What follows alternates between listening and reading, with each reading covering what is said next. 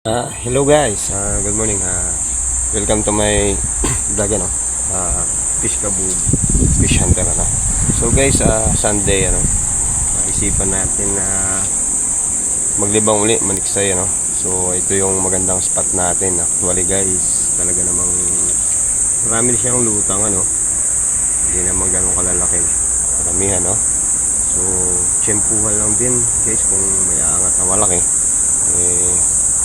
Jackpot so pero ngayon guys hindi ko na lang kasi ma-video pagka bumabaril ako dahil wala naman akong plano talaga na kundi maglibang lang, baka sakali lang guys na mga dali awa naman ng Diyos, meron na tayong 5 na magagaspang na rin to na tilapia original na tilapia.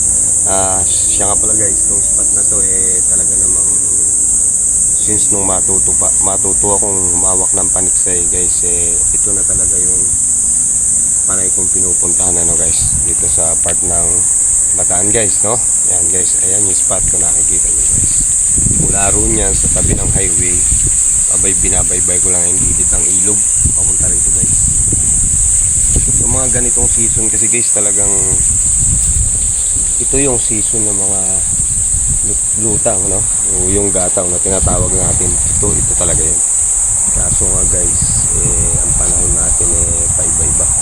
Dapat yung ganito kalmado na pero kung napapansin nyo, may kalakasan ng hangin pero hindi naman siguro magiging hadlang to dahil kahit pa paano may mga lumulutang naman guys Kaya guys, abang-abang tayo mamaya update ko kayo sa mga pwede natin pang maiyahon guys. Thank you.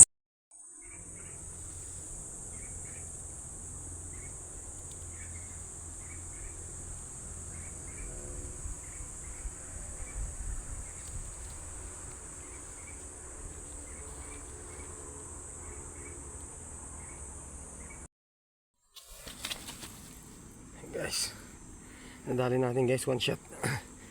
Laki, dalawa guys. Swerte, nalaki niyan guys, grabe. Ayan na guys, ang laki. Thank you Lord, thank you. Hello guys, mainit na hapon na. Katanghalian tapat pala, hindi hapon. So guys, uwi na muna tayo. Hindi na rin naman tayo talo guys sa nabaril natin guys So another Sunday na lang uli ang lakad natin guys bali nakakuan tayo 9 na piraso lapla guys So sa lahat po ng gusto pa makapanood ng mga video ko about po sa fishing hunter tiksay, paki-like and share, comment po kayo sa aking video maraming salamat po. See you again.